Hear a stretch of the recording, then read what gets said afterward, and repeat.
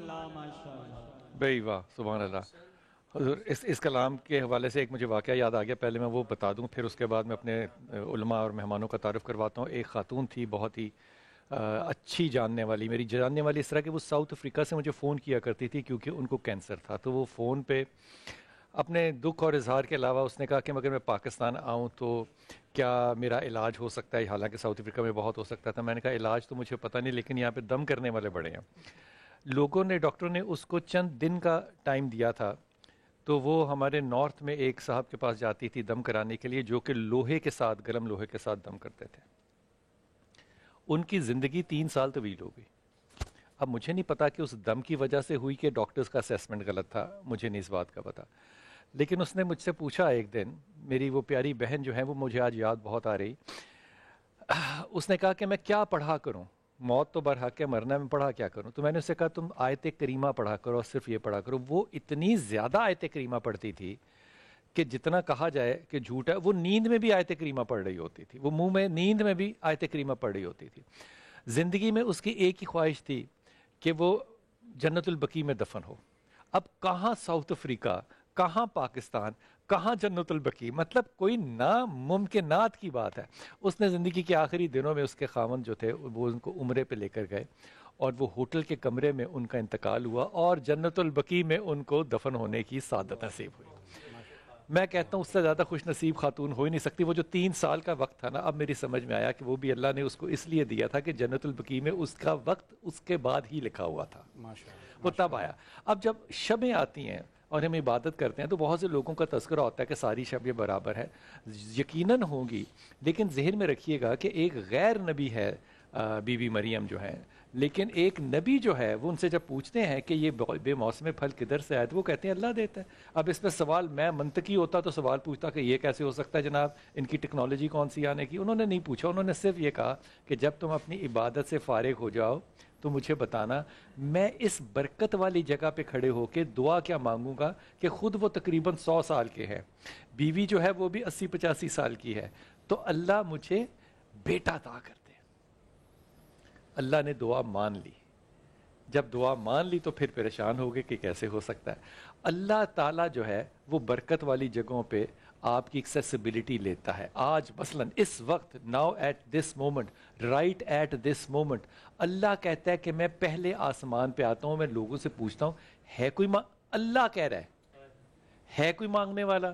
اب جو سوئے ہوئے ہیں یا جاگتے ہوئے بھی جو سو رہے ہیں ان کے لیے تو ہدایت کی دعا ہے، لیکن آپ جو جاگ رہے ہیں آپ کے لیے تو اللہ کہہ رہا ہے کوئی مانگنے والا، اور اللہ مانگنے والے کو کبھی دھتکارتا نہیں ہے۔ اللہ نے اپنے پہ ظلم جو ہے وہ حرام کر دیا ہے۔ اب آج جو 27واں پارہ پڑھ رہے تھے، 27ویں پارے میں اللہ تعالیٰ نے کیا کمال، اللہ کی ساری باتیں کمال ہیں، یہ کمال بات جو اللہ نے کی یہ ذرا غور طلب ہے، اور یہ اپنے مہمانوں سے بھی پوچھوں گا۔ اللہ نے یہ نہیں کہا کہ تمہارے اعمال، تمہاری عبادتیں جو ہیں ان کی اکاؤنٹیبلٹی لوں گا، تم نے کوئی نماز چھوڑی تو نہیں تھی، تم نے کوئی قضا تو نہیں کی تھی، تم نے کوئی فرض کم تو نہیں کر دی نا۔ اللہ کہتا ہے تمہارے اعمال جو ہیں وہ بنیاد ہوگی، تمہارے اعمال تمہارے حساب کی، اور میں تم سے وعدہ کرتا ہوں کہ یہ دن جو قیامت کا ہے، نبی نے کیسے کہا، مجھے اور قیامت کو یوں بھیجا گیا۔ آج کی شب اپنے اعمال کو درست کرنے کا اللہ تعالیٰ سے عہد ضرور کیجئے گا۔ اللہ تعالیٰ ہماری عبادتیں بھی قبول فرمائے، لیکن اللہ تعالیٰ ہمیں اچھے اعمال کرنے کی توفیق بھی دے اور اس کی ذہن سازی بھی کرے۔ مجدد نے آج آنا تھا، جو کہ حسب روایت وہ دیر ہو گئی اور وہ نہیں آیا، ابھی تک بھی نہیں پہنچے مجدد بھائی؟ ویری گڈ، شاباش، یہ غیر ذمہ داری کا ثبوت تھا مجدد آپ کی طرف سے۔ علامہ مبشر علی زیدی بھائی، السلام علیکم سر، خیریت سے؟ آپ پہلی دفعہ تشریف لائے، آپ کو بہت وارم ویلکم، بہت ویلکم۔ زبیر بھائی السلام علیکم۔ وعلیکم السلام ورحمۃ اللہ۔ اب میں ٹھیک رہا ہوں؟ پہچان گیا صحیح ہو گیا، ٹھیک ہو گیا، پچھلی والی کسر میں نے برابر کر دی۔ بالکل ٹھیک ہے جناب انتہائی محترم، انشاءاللہ تعالی عمران بشیر بھائی تشریف لائیں گے، عمران حیدر جن کا اصل نام ہے لیکن بشیر نگر نام سے مشہور ہو گئے والد کے نام سے، اور فرحان علی وارث، آپ ان کو سن رہے تھے، فرحان بہت شکریہ آپ کا۔ ہمارے ساتھ جناب آصف خان سرحدی خیریت سے ہیں، اور ہمارے ساتھ انتہائی محترم اور خصوصی گیسٹ مصباح الحق، السلام علیکم۔ وعلیکم السلام جی۔ اور ان سے بھی زیادہ، پکی بات کہہ رہا ہوں، ان سے بھی زیادہ فرحان بھائی بھی ہمارے ساتھ 4 بجے ہوں گے، اور یہ کرتے کیا ہیں آپ کو حیرت ہوگی، کرکٹ ان کی شناخت ضرور ہے، اللہ کے ہاں شناخت، معافی چاہتا ہوں، کرکٹ کوئی نہیں ان کی، اللہ کے ہاں شناخت ان کی پتہ کیا ہوگی انشاءاللہ تعالی؟ یہ بچوں کے دلوں کا علاج، سرجری کا علاج مفت کراتے ہیں جو لوگ افورڈ نہیں کر سکتے۔ مثال ہمارے ہاں دلوں کے مسائل کیا ہوتے ہیں؟ دل کے والو کا پرابلم ہوتا ہے، بچے جو ہیں وہ دل کے چھید کے ساتھ پیدا ہوتے ہیں، ہول کے ساتھ پیدا ہوتے ہیں، ایسا یہ ان کا علاج کراتے ہیں۔ پہلے یہ علاج کرایا کرتے تھے اس طرح کہ انہوں نے مختلف اوٹیز، آپریشن تھیٹرز جو ہے ہاسپٹلز میں وہ لیے ہوئے تھے، کچھ ہاسپٹلز ان کو سپورٹ بھی کرتے تھے۔ یہ پیشنٹ لیتے تھے، ڈونیشن لیتے تھے اور یہ وہاں اوٹیز کو جا کے استعمال کرتے تھے۔ اوٹیز کو استعمال کرنا ایک بہت بڑی ذمہ داری اور بہت بڑا خرچے کا کام ہے۔ الٹیمیٹلی اللہ نے ان کو ہدایت دے دی اور اللہ نے ان کو یہ ہدایت دے دی کہ یہ اپنا ہاسپٹل بنا لیں۔ اب یہ اپنا ہاسپٹل بنانا چاہتے ہیں اور ہماری درخواست آپ سے جھولی اٹھا کے یہ ہوگی کہ خدا کے واسطے اللہ آپ کے بچوں کو صحت دے، جن کے بچے بیمار ہیں ان کے لیے دعا بھی کریں اور ان کے لیے ڈونیٹ کریں ان لوگوں کو جو آئندہ آنے والی اس بیماری سے پاکستان کو آزاد کروائیں گے انشاءاللہ تعالی، انشاءاللہ تعالی، انشاءاللہ تعالی۔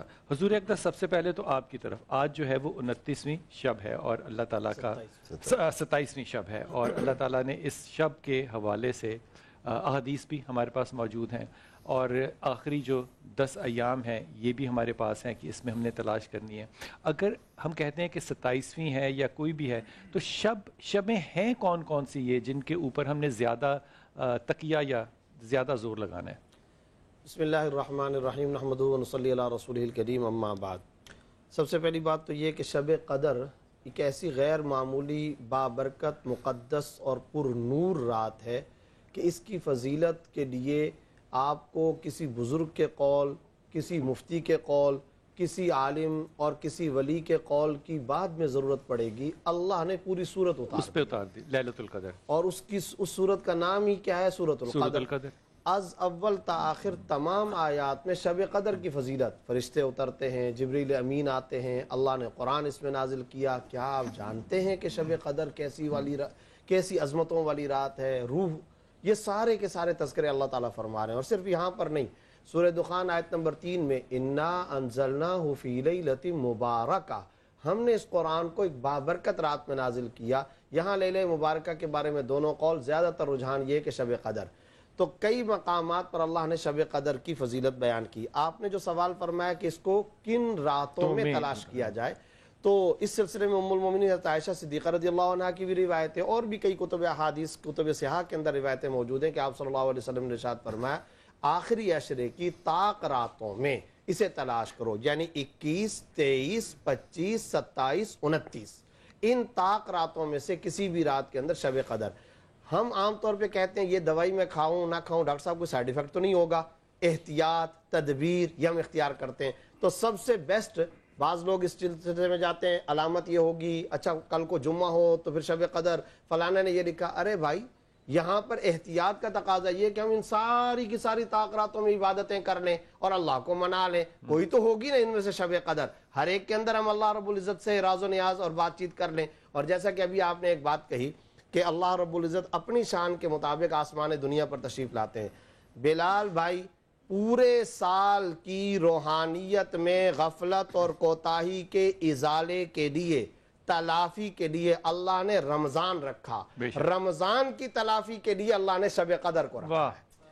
اور ایک نقطہ میں ابتدا میں ہی کہہ دینا چاہتا ہوں بلال بھائی، وہ یہ ہے جب ہم پروگرام کرتے ہیں، کوئی بھی پروگرام، کوئی بھی مسجد میں مولانا صاحب بیان کرے گا، کوئی مفتی صاحب، کوئی ذاکر صاحب، کوئی بھی شخص، تو وہ بیان کے دوران کہتے ہیں بھائی اس میں یہ فضیلت ہے، اس میں یہ ثواب ہے، یہ عبادت کر لو، یہ نفل پڑھ لو۔ میں کہتا ہوں پہلا کرنے کا کام آج آپ کے پروگرام کے توسط سے، اللہ کرے برادران اسلام تک یہ بات پوری دنیا میں چلی جائے، پہلا کرنے کا کام یہ ہے اپنے آپ کو اس لسٹ اور فہرست سے خارج کرواؤ جن کی آج کے رات بھی بخشش و مغفرت نہیں انا للہ و انا الیہ راجعون۔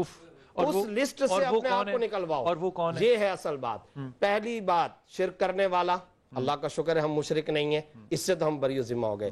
خنزیر کا گوشت کھانے والا، اگر ہمارے اوورسیز مسلمانوں میں کوئی پیارے مسلمان اس گناہ کے اندر مبتلا ہیں تو پھر اس کے اندر سے آج توبہ کر لیں۔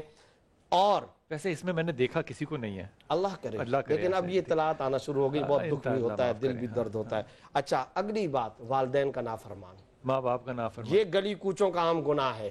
ہم کیا کر رہے ہیں؟ سفید رنگ کی ٹوپی پہن کے مسجد میں جا کے سجدے کر رہے ہیں. او بھائی وہ جو اماں بستر پہ بیمار پڑی ہے، ابا نے جو منہ پھیر کے رکھا ہوا ہے، پہلے ان کو تو راضی کرو. اچھا ان تینوں چیزوں کا عبادات سے تعلق نہیں ہے، اندازہ لگائیں، کردار سے تعلق ہے، سوشل ورکنگ سے تعلق، پبلک ڈیلنگ، جن کا آپ نے مصباح بھائی کے کام کا تذکرہ کیا. ایک مسلمان کو شب قدر میں بھی اللہ سوشل ورکر مسلمان دیکھنا چاہتا ہے. کیا بات ہے یار، کیا بات ہے، ہم درد مسلمان دیکھنا چاہتا ہے.